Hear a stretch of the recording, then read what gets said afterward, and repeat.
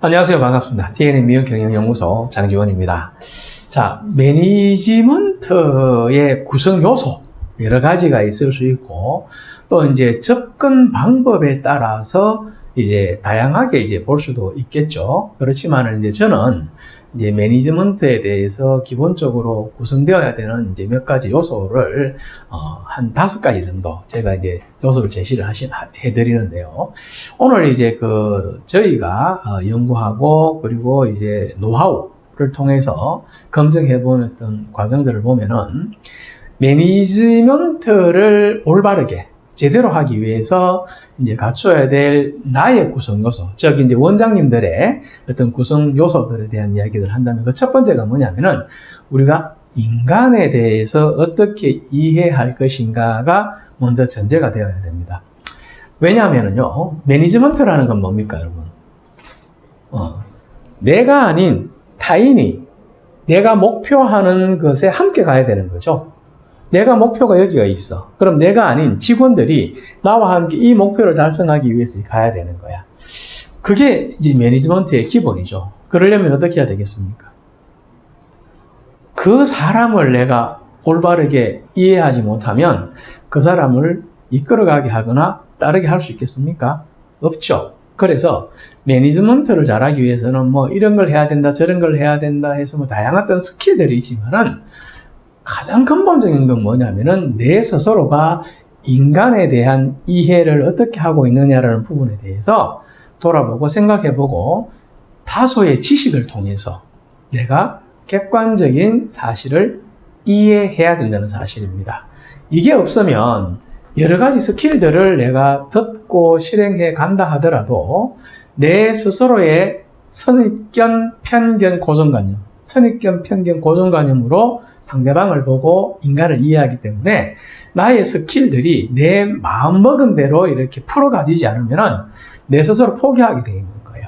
그래서 내가 이런 매니지먼트, 저런 매니지먼트, 뭐 다양한 교육들을 받아보지만 결국 그것이 실행되지 않고 실행되더라도 결과를 제대로 내지 못하는 가장 근본적인 이유는 뭐냐면은 최소율의 법칙, 제가 말씀드린 거 기억나시죠? 내가 매니지먼트를 하기 위해서는, 매니지먼트 역량이 제대로 갖춰지기 위해서는 최소한 알아야 될 것 있겠죠? 그게 뭐냐니까 인간에 대한 이해입니다. 인간을 올바르게 좀 이해를 해야 내가 타인을 이끌어가는 다양한 스킬들이 적용되는 가운데에 발생되는 시행착오라는 게 있죠. 그 시행착오를 내가 인정하고 감당하고 그 시행착오를 다시 반복해 갈 수 있는 여건이 만들어지는 겁니다. 그 시행착오가 반복되어야지만이 내가 매니지먼트와 관련된 스킬들을 실행하는데 노하우가 생기게 되어 있는 거죠. 그런데 대부분은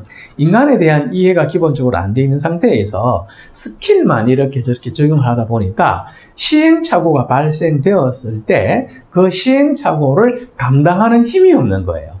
왜? 지식적으로 증명되지 않았기 때문에.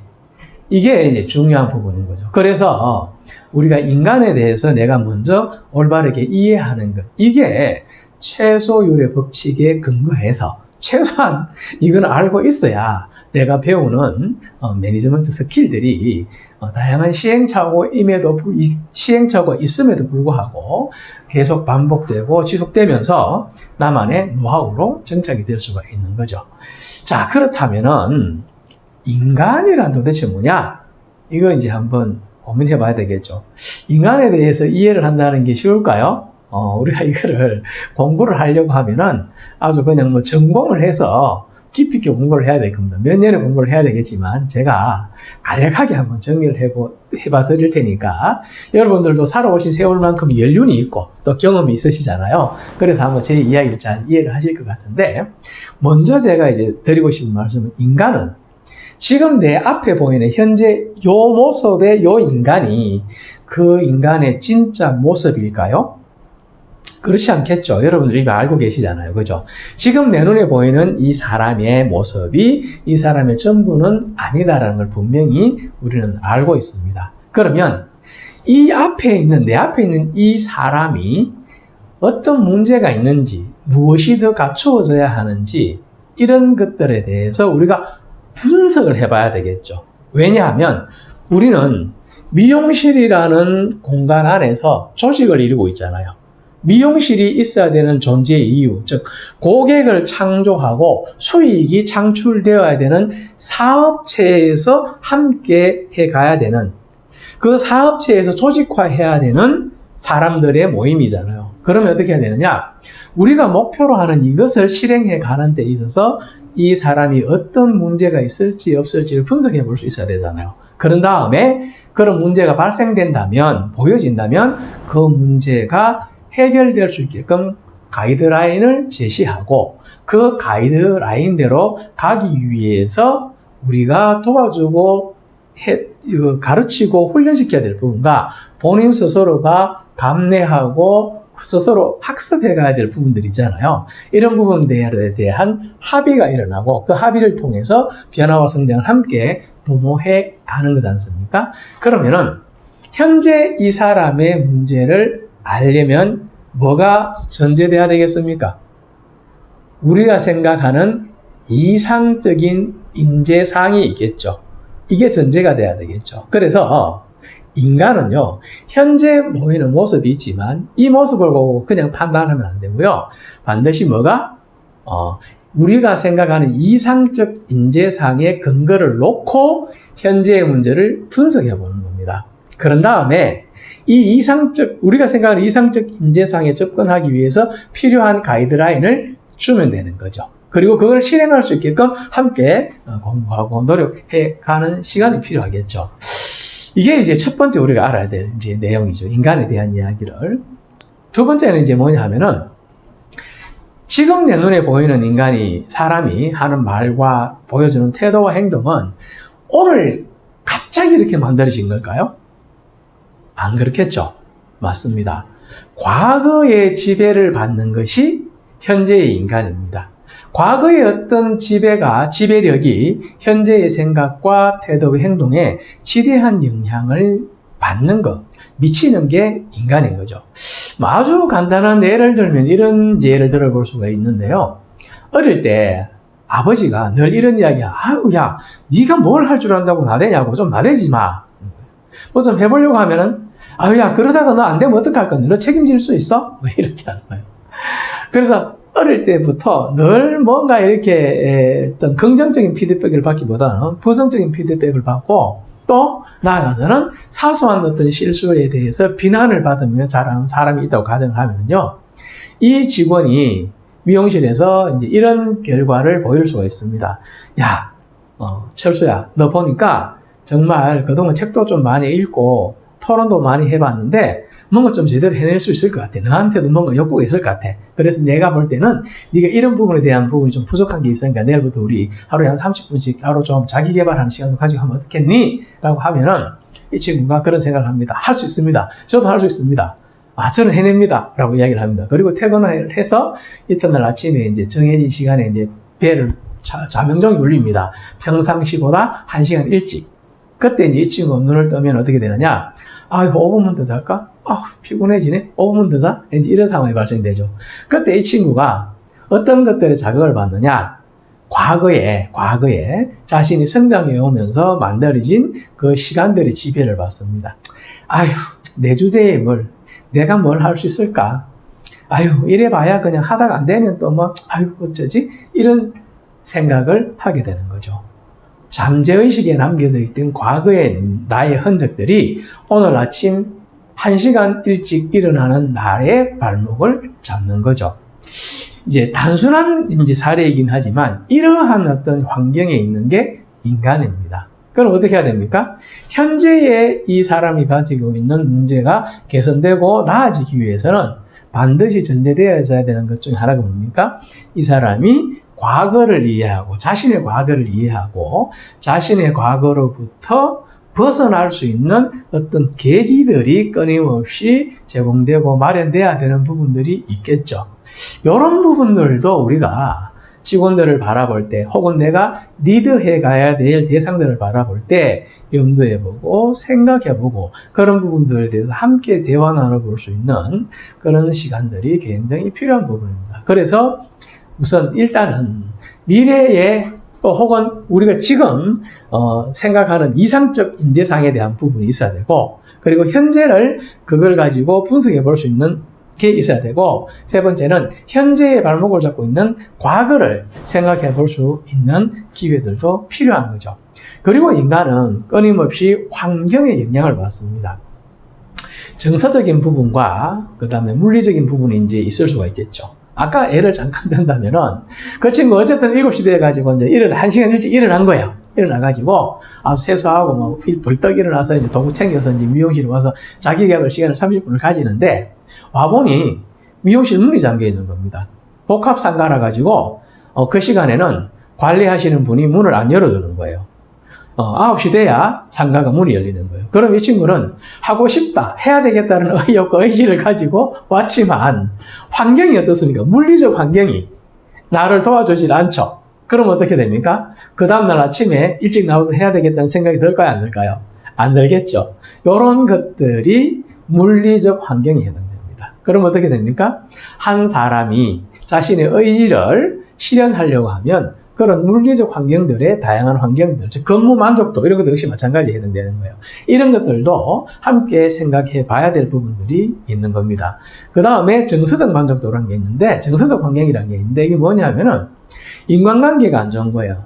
이 친구가 그래 나도 한번 해볼래, 정말 제대로 될 것 같아, 그동안 한 6개월 정도 이런 어떤 시간들을 보내봤는데 와 내 가슴도 막 떨리고, 그리고 저번 예전과는 6개월 전과는 다르게 뭔가 좀 열정도 생긴 것 같고, 6개월 전과는 다르게 나도 내 감정 컨트롤도 좀 되는 것 같아, 좋아, 이제 좀 새로운 어떤 도약을 해봐야 되겠어 라고 이제 생각을 했는데, 나한테 칭찬을 해준 실장님이 내가 너무 꼴보기가 싫은 인간인 거예요.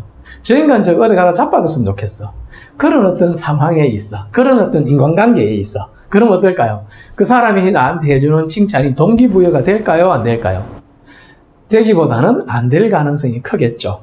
자, 이럴 때 사람이 의지를 가지고 실행에 옮기는데 지장을 만든다는 겁니다. 장애 요소가 된다는 겁니다. 그래서 환경이라는 것도 굉장히 중요합니다. 정서적 환경과 그 다음에 물리적 환경에 제약을 받는 게 인간이기 때문에 우리가 그런 부분들을 살펴보고 그 환경이 한 사람의 실행력을 지지하고 도움이 될 수 있게끔 우리가 개선하고 바꾸고 가야 되는 노력 또한 필요한 겁니다.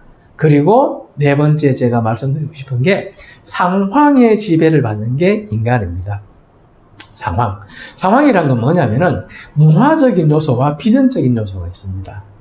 이걸 다시 이야기하면은 문화적인 요소는 뭐냐면은 내가 그래 진짜 자기 개발 해봐야 되겠구나, 이제는 도약해야지 라고 생각했을 때 옆에 있는 친구가 그럽니다. 야, 사람이 너무 갑자기 변하면 죽어. 오늘 우리 열심히 했잖아. 그러니까 오늘 우리 위로받고 보상받아야 돼. 그래서 막창에 소맥 하나 말아먹고 우리 서로 보상해주자. 이렇게 된 거예요. 그러면 어떨까요? 뭐야 이거. 콜 할까요? 노 할까요? 그렇죠? 콜 하겠죠. 왜? 그게 뭐냐면은 문화죠. 근데 옆에 있는 친구가 야, 정말 대단한 생각이다. 와, 너 진짜 6개월 만에 사람 변했네. 인간 됐네. 야, 나도 같이 하자야. 이렇게 된 겁니다. 그래서 지도 자기 개발의 계획서를 짜가지고 목표를 잡고 실행하겠다고 해서 같이 시간을 맞춰서 해보자고 이렇게 된 거예요. 그럼 어떨까요? 혼자서 하기보다는 훨씬 실행하는 데 도움이 많이 되겠죠. 이런 부분들의 영향을 지배적으로 받는 게 뭐냐면은 바로 인간입니다.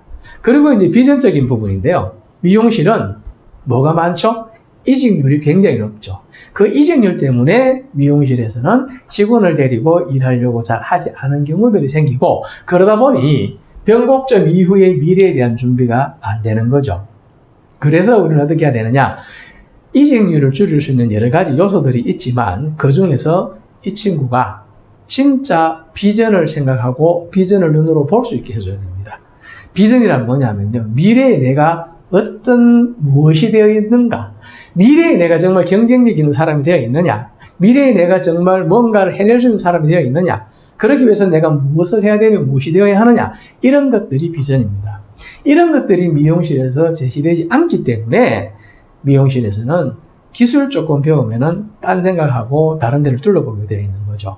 그것이 경쟁력일 수 없음에도 불구하고. 그래서 상황, 즉 문화라는 부분과 비전이라는 부분을 통해서 인간은 행동에 뭘 받는다? 제약을 받는 거죠. 그래서 상황이라는 부분을 우리가 건전하고 건강하게 성장시킬 수 있는 환경을 자꾸 조성해줘야 됩니다. 그래서 최소한 내가 매니지먼트라는 역량을 잘 갖추고 그것이 나의 재질이 되고 자질이 되고 재산이 되어져서 직원들이 얼마가 되든 내가 멋있게 훌륭하게 이끌어갈 수 있는 내가 되기 위해서 알아야 될 가장 첫 번째 요소, 최소율의 법칙에 의해서 이것만은 꼭 알아야 된다는 것. 그게 바로 뭐냐면은 인간에 대한 요소입니다. 그래서 첫 번째가 우리가 생각하는 이상적 인간상이 있느냐.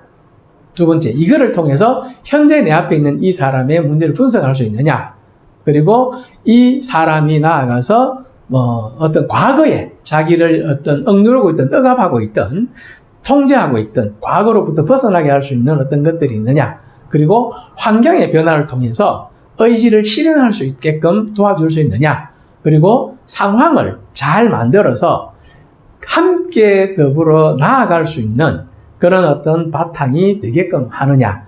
이런 부분들을 놓고 우리가 인간을 좀 더 들여다본다면 내가 매니지먼트를 해서 이끌어가야 될 우리 직원들이 과거와는 달리 보이게 될 것이고 내가 앞으로 매니지먼트를 할 때 필요로 하는 어떤 스킬들이 다양한 시행착오에도 불구하고 좋은 결과를 낼 수 있는 또 나만의 남다른 노하우로 만들어질 수 있는 그런 계기가 될 것이라고 생각을 합니다. 그래서 매니지먼트에 대해서 우리가 이해하고 자질을 함양하는데 첫 번째, 인간에 대해서 우리가 좀 더 이해할 수 있는 시간과 노력을 기울이자라는 이제 말씀을 또 드리고 싶습니다. 잠시 후에 또 뵙겠습니다. 감사합니다.